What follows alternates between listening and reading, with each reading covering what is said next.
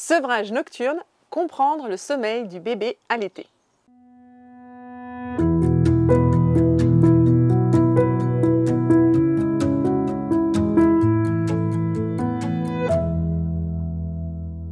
Bonjour, je suis Nathalie Fossa. J'accompagne les futures et les jeunes mamans qui souhaitent accompagner le développement de leur enfant de 0 à 3 ans. Je t'aide à accompagner ton enfant au naturel et en accord avec tes valeurs. Aujourd'hui, tu entends peut-être qu'on te dit qu'il faut que tu sèvres ton bébé la nuit pour qu'il dorme toute la nuit sans réveil. Et tu te poses des questions justement sur le sommeil du bébé allaité. Alors bienvenue sur ma chaîne, car ici tu trouveras les clés pour comprendre le fonctionnement de ton bébé, son développement et l'accompagner au mieux. Sevrage nocturne, comprendre le sommeil du bébé allaité. Tout d'abord, ce qu'il est important de comprendre, c'est quel est l'intérêt de l'allaitement dans le processus d'induction du sommeil et finalement comment tout cela fonctionne. Donc le premier point à comprendre qui permet le processus et l'induction du sommeil grâce à l'allaitement maternel, c'est la succion. La succion est un moyen vraiment de détente de l'enfant et c'est pour ça d'ailleurs que l'on donne des tétines aux bébés, notamment ceux qui ne sont pas allaités, puisque la succion est vraiment un besoin chez le bébé. Ça va permettre la libération d'hormones de la détente et donc forcément pour s'endormir, mieux vaut être détendu. Je pense que vous-même, si vous êtes stressé, vous avez du mal à vous endormir. Le deuxième point, c'est que dans le lait maternel va être transmis les hormones de la maman qui sont liées au rythme circadien, donc au rythme jour-nuit et notamment le soir, la mélatonine qui va aider à ce processus d'endormissement. Donc finalement, allaiter avant de mettre le bébé au lit, c'est une bonne idée puisque ça permet d'avoir accès à ces hormones du sommeil. Le fait d'allaiter son enfant, c'est aussi la proximité physique, la chaleur corporelle, le contact. De la même façon, le fait d'être en contact avec son parent, sa maman, ça va permettre cette libération également d'hormones du bien-être qui favorise la détente et donc le sommeil. Ensuite, qu'en est-il des réveils nocturnes associés à l'allaitement ? Ce qu'il faut comprendre, c'est que l'allaitement suit un processus physiologique. Pour que la lactation se maintienne, il est nécessaire que le bébé soit mis au sein régulièrement.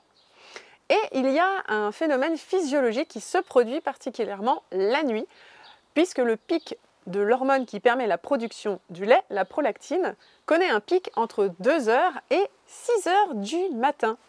Ce qui indique donc qu'il est normal que le bébé tète entre ces heures-là. Et plus généralement, il y a un deuxième réveil aux alentours des minuit, donc généralement entre 23h et 1h du matin et entre 3h et 5h du matin, c'est là où vous aurez toujours ces deux réveils nocturnes pour que le bébé s'alimente et que ceci permette le maintien de la lactation. Ce qui veut dire que sevrer un bébé la nuit, ça peut induire sans le vouloir le début d'un sevrage tout court, puisque suivant les femmes, nous n'avons pas la même capacité de stockage dans les glandes mammaires, ce qui veut dire que si le sein n'est pas stimulé, il y aura une baisse de la production de lait et donc une induction finalement d'un sevrage. Ce n'est pas forcément vrai pour toutes les femmes, on est toutes différentes et ce n'est pas la taille de la poitrine qui fait la quantité de lait à l'intérieur. La glande mammaire, ça n'a rien à voir avec la taille, le volume du sein qui lui est plutôt lié au gras. Voilà, donc c'est très important d'en avoir conscience. Si l'induction en fait, du sevrage pour vous n'est pas un souci, on peut dans ce cas-là aller vers éventuellement un sevrage dit nocturne. Mais il faut être conscient qu'effectivement, ça pourrait induire un sevrage tout court et ce n'est peut-être pas ce que vous souhaitez. Ceci étant dit, si vous rencontrez des difficultés avec le sommeil de votre enfant, que les journées sont difficiles, que les périodes de sommeil sont courtes, n'hésitez pas à consulter une personne qui va pouvoir vous aider. Mais attention à qui vous vous adressez, car on entend souvent justement que pour aider le sommeil de son enfant, il faut sevrer la nuit et je viens de vous montrer que ce n'était pas forcément une bonne idée. Il y a plein d'autres choses autour qui peuvent influencer un mauvais, entre guillemets, sommeil. Donc n'hésitez pas, si vous avez besoin d'accompagnement dans ce domaine, prenez un rendez-vous pour un appel découverte.